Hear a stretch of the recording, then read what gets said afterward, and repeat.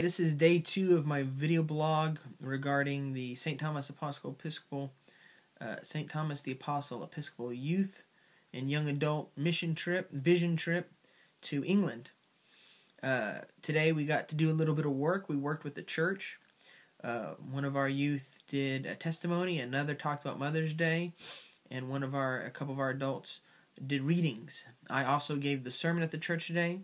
I was humbled and moved. It was so awesome to get to do the church at the service especially at the traditional service for me. People really responded to my sermon. The youth ministry here thought that my sermon had particular weight because I'm an Anglican. Because I work with it for an Anglican church. I'm not Anglican myself, but because I worked for the Episcopal Church so long, and because it was an Anglican feel to my message, he thought that would have that it had weight with people, that an outsider, someone who from a tradition that wasn't familiar to these people, might not have had that effect. And I think that was really touched me that he said that, and it seemed, in my view, to be true.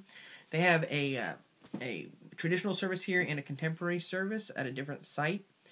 Both services are small, but they are living communities. One of the things that I've learned today, and I think in my time here, is that the church here is not dead. It's just kind of asleep. And it really is a church in exile. You get a strong sense of the people feeling like they are not a part of the mainstream culture. The mainstream culture is hostile to them.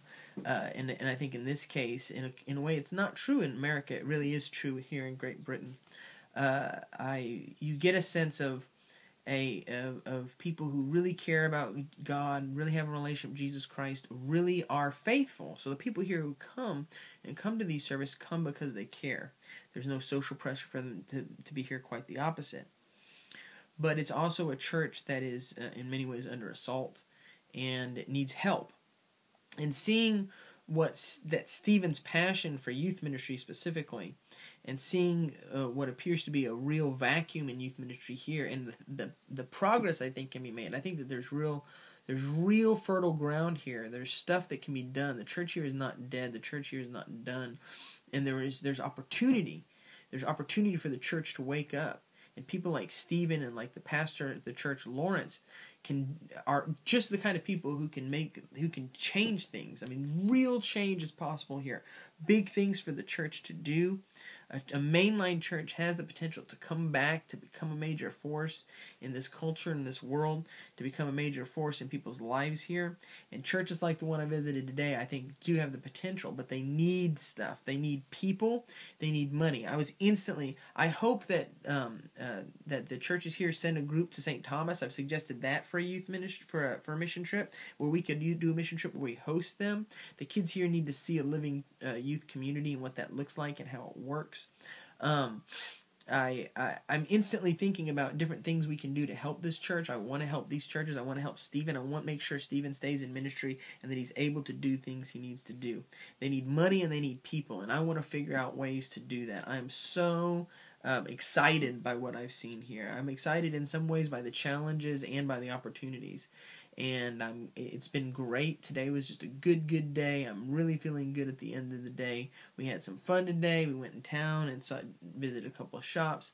It was just, but the church services itself were a big deal. It was so cool to be able to preach and to see my youth and my young adults do such a good job in the roles that they were assigned. And I'm real excited about going into their youth ministries tomorrow, seeing how that all works, helping Stephen with that. And I'm interested in thinking of new ways to get these people the help that they need, because with the right help, and especially with financial support and with people, I think this church can do some big things, and I know that Stephen does too. And I'm really happy right now just to be a small part of it.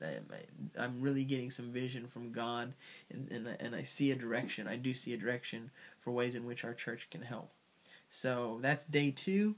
Looking forward to day 3. Thanks.